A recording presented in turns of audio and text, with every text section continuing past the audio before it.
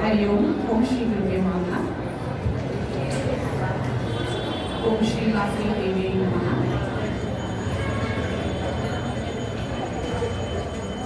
आर्य वैश्यर कुलमाते अहिंसा मूर्ति ಶ್ರೀ ಕನ್ನಿಕಾ ಪರಮೇಶ್ವರಿ ದೇವಿ ಧರ್ಮ ರಕ್ಷಣೆಗಾಗಿ ಅಗ್ನಿ ಪ್ರವೇಶ ಮಾಡಿ ವಿಶ್ವರೂಪ ದರ್ಶನವನ್ನು ನೀಡಿದ ಈ ಪುಣ್ಯ ದಿನದಂದು ಆ ತಾಯಿಯು ಎಲ್ಲರಿಗೂ ಸುಖ ಶಾಂತಿ ಮತ್ತು ಸಮೃದ್ಧಿಯನ್ನು ಕರುಣಿಸಲಿ ಎಂದು ಪ್ರಾರ್ಥಿಸುತ್ತಾ ನಮ್ಮ ಈ ಕಾರ್ಯಕ್ರಮವನ್ನು ಆರಂಭಿಸುತ್ತೇವೆ.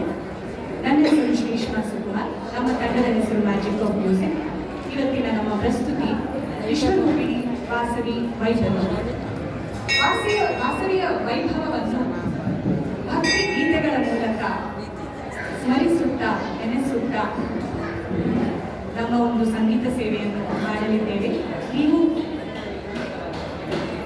ನೀವೆಲ್ಲರೂ ಸೇರಿ ನಮ್ಮ ಜೊತೆ ಹಾಡಬೇಕೆಂದು ಮೊದಲಿಗೆ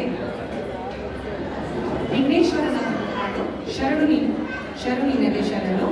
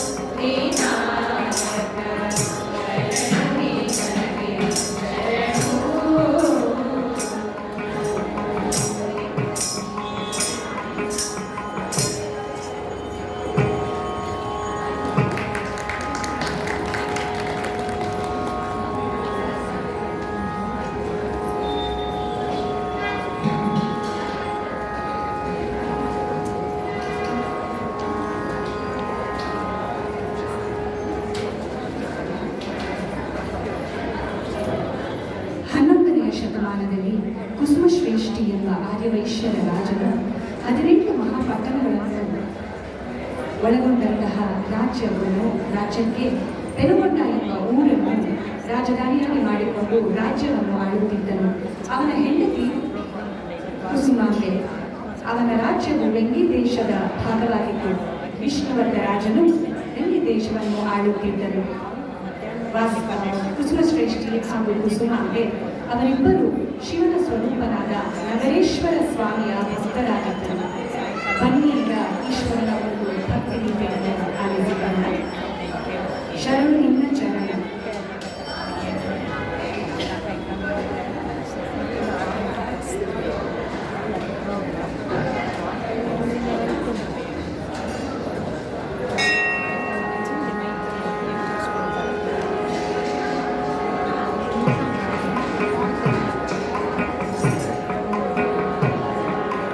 ಶರಣು ನಿನ್ನ ಚರಣ ಕಮಲ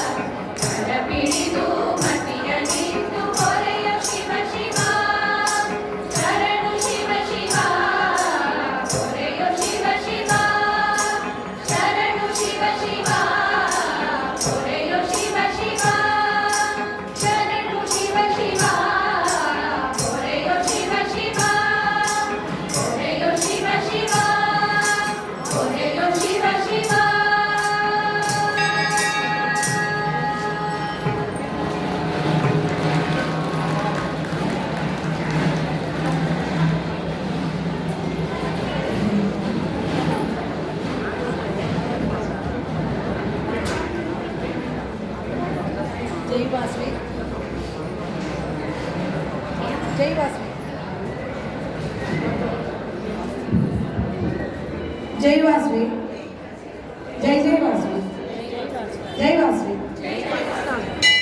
ಮತ್ತೆ ಡಿಸ್ಟರ್ಬ್ ಮಾಡ್ತಿದ್ದೀನಿ ಅಂದ್ಕೊಳ್ಳಿ. ನಾವು ವಾಸವಿ ಮಹಿಳಾ ಮಂಡಳಿಯಿಂದ ಮುಂದಿನ ತಿಂಗಳು 12ನೇ ತಾರೀಕು, ಫೆಬ್ರವರಿ 12ನೇ ತಾರೀಕು ದಶಾವತಾರ ಪೂಜೆ ತಿಳ್ಕೊಂಡಿದ್ದೀವಿ. ಆ ಪೂಜೆಗೆ ಯಾರು ಬೇಕಾದ್ರೂ ತಿಳ್ಕೊಬೋದು. ಇನ್ನು ಕೆಲವೇ ಸೀಟ್ಗಳು ಮಾತ್ರ ಖಾಲಿ ಇದೆ. ನೀವು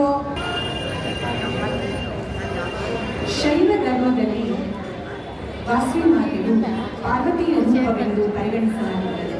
ಹಾಗಾಗಿ ಬನ್ನಿ ಒಂದು ಪಾರ್ವತಿ ದೇವಿಯ ಒಂದು ಭಕ್ತಿ ಗೀತೆಯನ್ನು ಆಲಿಸೋಣ. ಪಾಹಿ ಮಾಂ ಪಾರ್ವತಿ ಪರಮೇಶ್ವರಿ. ಸಾಹಿತ್ಯ ರಾಗ ಸಂಯೋಜನೆ ನನ್ನದೇ ಆಗಿದೆ. ರಾಗ ತಾಳ ಆಧಾರ.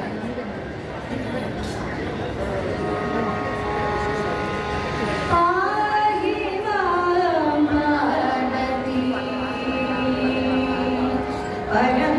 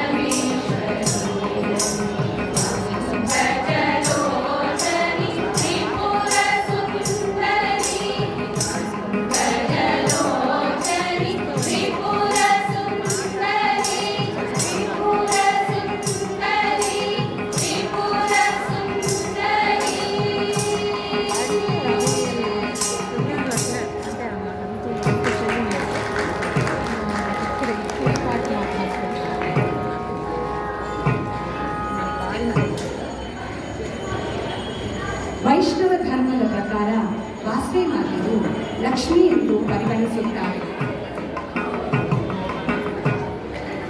ಲಕ್ಷ್ಮೀ ದೇವಿ ಎಂದೂ ಪರಿಗಣಿಸುತ್ತಾರೆ. ಹೀಗಾಗಿ ಲಕ್ಷ್ಮೀ ದೇವಿಯ ಒಂದು ಭಕ್ತಿಗೀತೆ ದೇವಿ ಬಂದಳೆ ಶ್ರೀದೇವಿ ಬಂದಳೆ. ಶ್ರೀಪಾದರಾಜರ ರಚನೆ, ರಾಗ ಶಂಕರವರ್ಣ, ತಾಳ ಆದಿತಾಳ.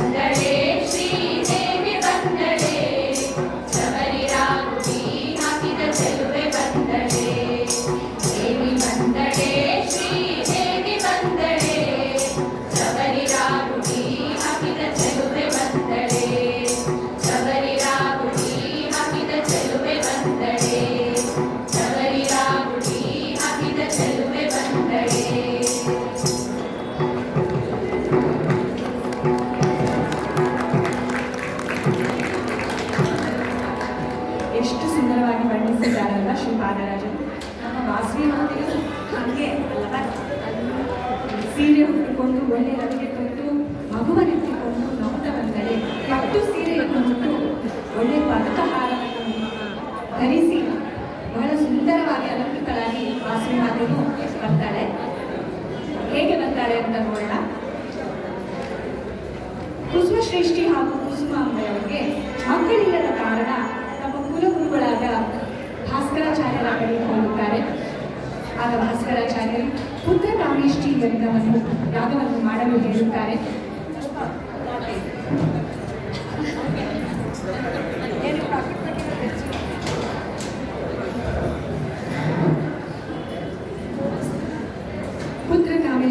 ಯಾಗವನ್ನು ಮಾಡಿದ ನಂತರ ಕುಸುಮಾಂಬೆ ಗರ್ಭಿಣಿಯಾಗುತ್ತಾರೆ ಹಾಗೂ ವೈಶಾಖ ಶುದ್ಧ ದಶಮಿಯಂದು ಅವಳಿ ಮಕ್ಕಳಾಗುತ್ತಾರೆ.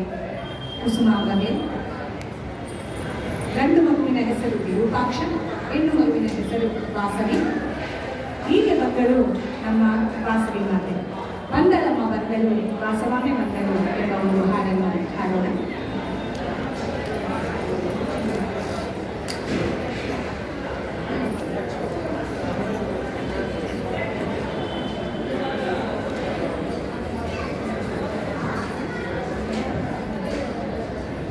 ಸರ್, ಇದು ಮೈಕ್ ಸ್ವಲ್ಪ ವಾಲ್ಯೂಮ್ ಕೊಡಿ.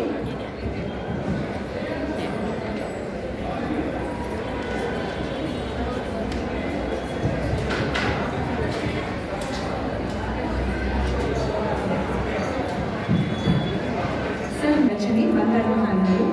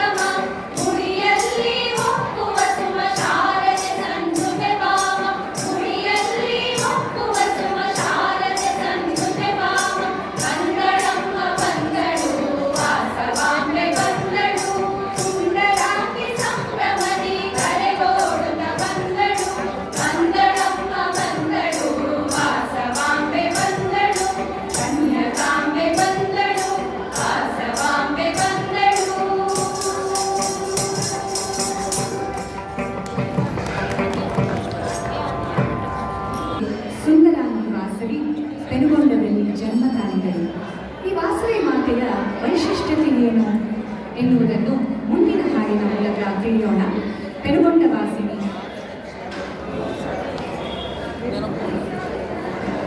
ಇದನ್ನು ಬರೆದವರು ಶ್ರೀಮತಿ ರೂಪಾ ಪ್ರಸನ್ನ ಅವರು, ನಿಮ್ಮೆಲ್ಲರ ಗುರುಗಳು. ರಾಗ ಆರತಿ, ತಾಳ ಆದಿತಾಳ.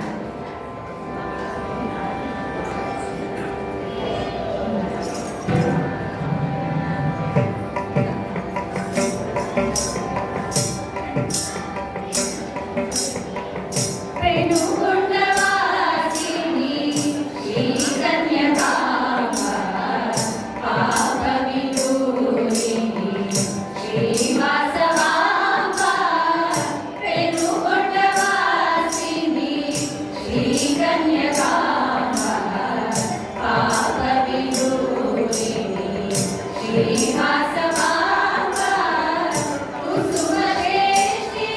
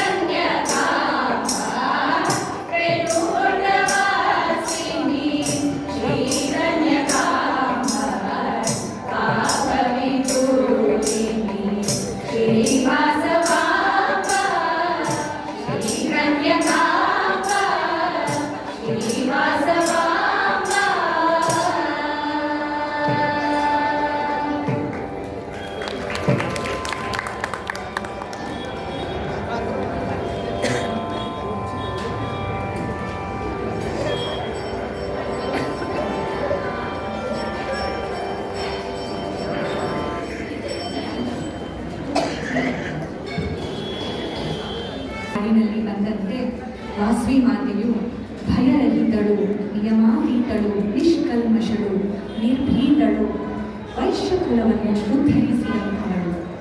ವಾಸವಿ ಮಾತೆ ಹೇಗೆ ವೈಶ್ಯಕುಲವನ್ನು ಉದ್ಧರಿಸಿದಳು ಎಂಬ ಒಂದು ಪ್ರಶ್ನೆ ಬರುತ್ತೆ. ವಾಸವಿಯ ಕಾಲದಲ್ಲಿ 714 ಗೋತ್ರಗಳ ವೈಶ್ಯರು ಪೆನುಗೊಂಡದಲ್ಲಿ ನೆಲೆಸಿದ್ದರು. ವಿಷ್ಣುವರ್ಧನನ ಅರಸ ಪೆನುಗೊಂಡಕ್ಕೆ ಭೇಟಿ ನೀಡಿದಾಗ ವಾಸವಿಯ ಸೌಂದರ್ಯಕ್ಕೆ ಮಾರು ಹೋಗಿ ಅವಳನ್ನು ಮದುವೆಯಾಗಲು ಬಯಸಿದ ರಾಜ ಕುಸುಮಶ್ರೇಷ್ಠಿ ಇದಕ್ಕಾಗಿ ಚಿಂತಿತರಾದರು.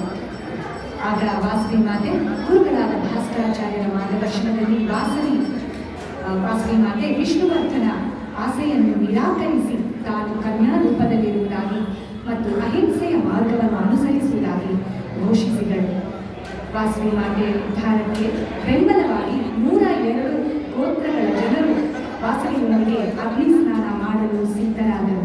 ಮಾಘ ಶುದ್ಧ ತಿಥಿಗೆಯ ದಿನ, ಅಂದರೆ ಇವತ್ತಿನ ದಿನ, ವಾಸವಿ ಮತ್ತು 102 ಗೋತ್ರದ ದಂಪತಿಗಳು ಪವಿತ್ರ ಅಗ್ನಿಯಲ್ಲಿ ಸೇರಿ ಆದಿಪರಾಶಕ್ತಿಯಾಗಿ ವಾಸವಿ ಮಾತೆ ವಿಶ್ವರೂಪವನ್ನು ತೋರಿಸಿದರು. ಇದು ರಕ್ತಪಾತವನ್ನು ತಪ್ಪಿಸಿ ಶಾಂತಿ ಕಾಪಾಡಲು ಮಾಡಿದ ಪ್ರಯತ್ನವಾಗಿತ್ತು. ಹೀಗೆ ವಾಸವಿ ಕನ್ಯಕಾ ಪರಮೇಶ್ವರಿ ವೈಶ್ಯ ಸಮುದಾಯದ ಕುಲದೇವತೆಯಾಗಿ ಧರ್ಮ, ಅಹಿಂಸೆ ಮತ್ತು ಮಹಿಳೆಯರ ಘನತೆಯ ಸಂಕೇತವಾಗಿ ಪೂಜಿಸಲ್ಪಡುತ್ತಾಳೆ. ಕುಲದೇವತೆಯ ಮತ್ತಷ್ಟು ವೈಭವವನ್ನು ಅರಿಯೋಣ ಮುಂದಿನ ಹಾಡಿನ ಮೂಲಕ. ಮಾತೆ ಮುತ್ತು, ಮಾತೆ ಮೃತ್ಯು ಎಂಬ ಗಾದೆ ಇದೆ. ನಮ್ಮ ಮಾತು ಯಾವಾಗಲೂ ಮುತ್ತಿನಂತೆ ಒಳ್ಳೆಯದಾಗಿರಬೇಕು, ಕೆಟ್ಟದನ್ನು ಮಾತಾಡಬಾರದು. ವಾಸವಿಯ ಮಾತು ಗಿಣಿಯಂತೆ ಬಹಳ ಇಂಪಾಗಿರುತ್ತದಂತೆ. ಆ ವಾಸವಿ ಮಾತೆಯ ನಮ್ಮೊಂದಿಗೆ ಬಂದು ಮಾತಾಡಲಿ ಎಂದು ಪ್ರಾರ್ಥಿಸುವ ಒಂದು ಹಾಡು ಮಾ ಕುಲದೇವತ. ಅದರ ಸಾಹಿತ್ಯವನ್ನು ಬರೆದವರು ಶ್ರೀಮತಿ ಅನ್ನಪೂರ್ಣ ಹೆಚ್ಚವರು. ನನ್ನದೇ ಆದ ರಾಗ ಸಂಯೋಜನೆ, ರಾಗ ಆನಂದ ಭೈರವಿ, ತಾಳ ಆದಿತಾಳ.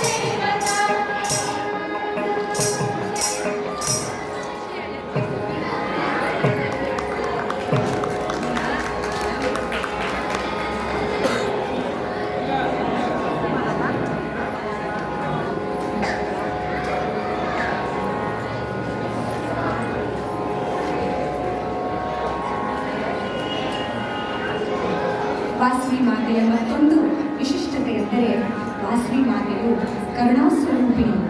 ದಯೆಯೇ ಧರ್ಮದ ಮೂಲವಯ್ಯ ಎಂದು ಬಸವಣ್ಣನವರು ವಚನದಲ್ಲಿ ಹೇಳಿದ್ದಾರೆ. ದಯೆ ಮತ್ತು ಕರುಣೆಯು ಮಾನವನ ಧರ್ಮದ ಮುಖ್ಯ ಭಾಗಗಳಾಗಿವೆ. ಕರುಣಾಕರಿಯಾದ ವಾಸವಿ ಮಾತೆ ಶಾಂತಿದಾತೆಯೂ ಹೌದು, ಸುಖದಾತೆಯೂ ಹೌದು. ಶುಭಕರಿಯೂ ಅವಳೇ, ಶಂಕರಿಯೂ ಅವಳೇ. ಶುಭಕರಿ ಶಂಕರಿ ಶ್ರೀ ವಾಸವಾದ ಎಂಬ ಮೀನಿನ ಹಾಡು. ಬರೆದವರು ಶಾರದಮ್ಮನವರು. ರಾಗವಲಚಿ, ತಾಳ ಆದಿತಾಳ.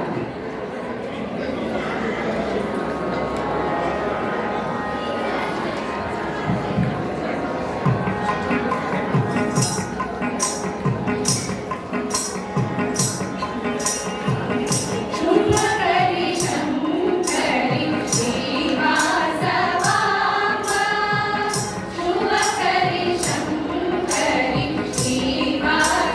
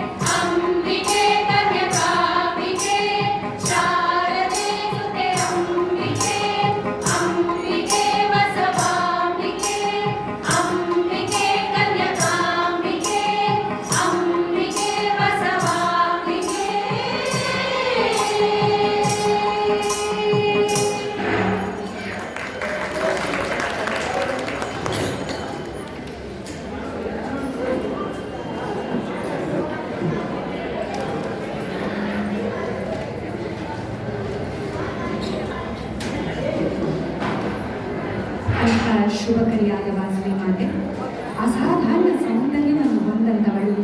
ಅವಳು ರಮಣಿಯೇ ಹೌದು, ಕನ್ಯಾಮಣಿಯೂ ಕೂಡ. ಈಗ ಬನ್ನಿ, ಚಿಂತೆಗಳನ್ನು ನೀಗಿಸಿ ಭವಸಾಗರವನ್ನು ದಾಟಿಸಿ ಈ ಜಗದಲ್ಲಿ ಹೊಳೆಯುವಂತೆ ಮಾಡಮ್ಮ ಎಂದು ವಾಸವಿ ಮಾತೆಯನ್ನು ಪ್ರಾರ್ಥಿಸೋಣ. ಮುಂದಿನ ಹಾಡಿನ ಮೂಲಕ ಹೇ ರಮಣಿ ಕನ್ಯಾಮಣಿ. ಬರೆದವರು ಅನ್ನಪೂರ್ಣ ಹೆಚ್, ರಾಗ ಬೇಹ, ತಾಳ ಆದಿತಾಳ. ನನ್ನದೇ ಆದ ರಾಗ ಸಂಯೋಜನೆ.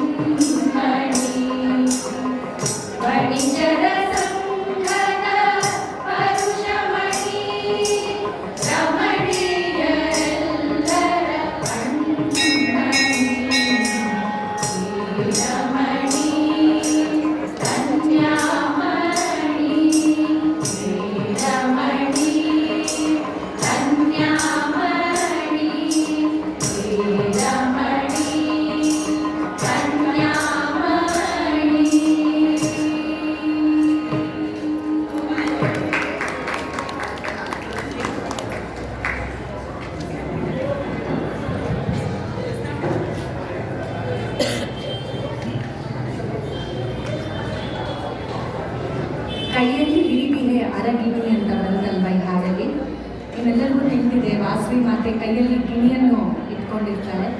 ಅದು ಯಾವುದರ ಸಂಕೇತ ಅಂತ ಯಾರಿಗಾದ್ರೂ ಗೊತ್ತಾ? ಯಾವ ಕಾರಣದಿಂದ ಇಟ್ಕೊಳ್ತಾರೆ ವಾಸವಿ ಮಾತೆ ಗಿಣಿಯನ್ನು ಕೈಯಲ್ಲಿ? ಆ ಗಿಣಿಯು ಭಕ್ತಿ, ಪ್ರೀತಿ ಹಾಗೂ ಜ್ಞಾನದ ಸಂಕೇತ. ನೀವು ಆ ಗಿಣಿಯನ್ನು ನೋಡಿದರೆ ಗಿಣಿಯ ಮುಖ ವಾಸವಿ ಮಾತೆಯ ಕಿವಿಗಳ ಹತ್ರ ತಿರುಗಿರುತ್ತೆ ಅಲ್ವಾ? ಕಣ್ಣುಗಳು ಜನರ ಕಡೆ ಇರುತ್ತೆ ಆ ಗಿಣಿಯ ಕಣ್ಣು. ಅದರ ಅರ್ಥ ಏನಂದರೆ ಬರುವ ಭಕ್ತರನ್ನು ಆ ಗಿಣಿ ತನ್ನ ಕಣ್ಣುಗಳಿಂದ ನೋಡಿ ಯಾವುದು ನಿಜವಾದ ಭಕ್ತಿ ಅಂತ ಕಂಡು ಹಿಡಿದು ಅದನ್ನು ವಾಸವಿ ಮಾತೆಯ ಕಿವಿಯಲ್ಲಿ ಹೇಳ್ತಾರೆ. ಸೊ ಇದೇ ಅದರ ಸಂಕೇತ. ಹಾಗಾಗಿ ನಾವು ಭಕ್ತಿಯಿಂದ ವಾಸವಿ ಮಾತೆಯನ್ನು ಬೇಡಿಕೊಂಡ್ರೆ ಆ ಗಿಳಿಯು ಅದನ್ನು ಹೇಳಿ ವಾಸವಿ ಮಾತೆಗೆ ವಾಸವಿ ಮಾತೆ ನಮಗೆಲ್ಲ ಮುಕ್ತಿ ನೀಡ್ತಾಳೆ ಎಂಬುದು ತಿಳಿದಿದೆ. ಈ ವಾಸವಿ ಮಾತೆಯು ಕನ್ಯೆಯೂ ಹೌದು, ತ್ರಿಪುರ ಸುಂದರಿಯಾದಂತಹವಳು, ಶಿವನ ಮನೋಹರಿಯೂ ಅವಳೇ. ವಾಸವಿ ಮಾತೆಯು ನೃತ್ಯ, ಸಂಗೀತ ಹೀಗೆ ಸಕಲ ವಿದ್ಯಾ ಪಾರಂಗತೆಯಾಗಿದ್ದಳು. ಮುಂದಿನ ಹಾಡು ವಾಸವಿ ಶ್ರೀವಾಸವಿ.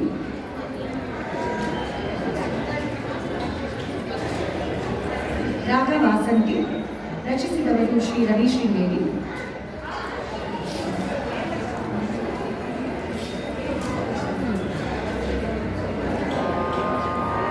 ವಾಸವಿ ಶ್ರೀವಾಸವಿ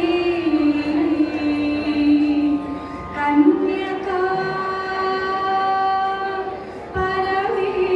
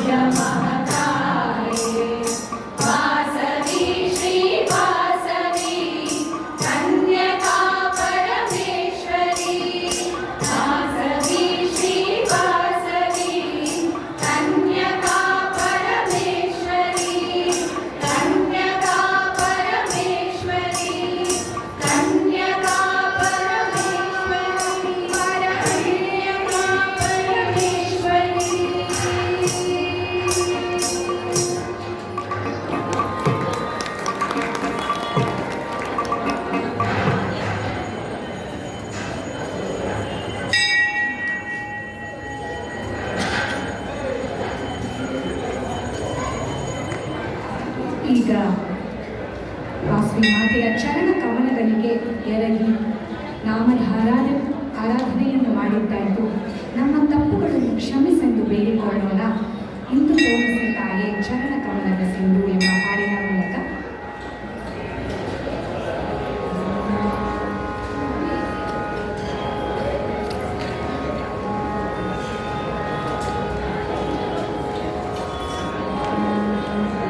ರಾಗ ಹಂಸಾನಾದಂ, ತಾಳ ಮಿಶ್ರ ಚಾಪು, ಬರೆದರು ಅನ್ನಪೂರ್ಣ ಹೆಚ್, ರಾಗ ಸಂಯೋಜನೆ ಮಾಡಿದ್ದು ನಾನೇ.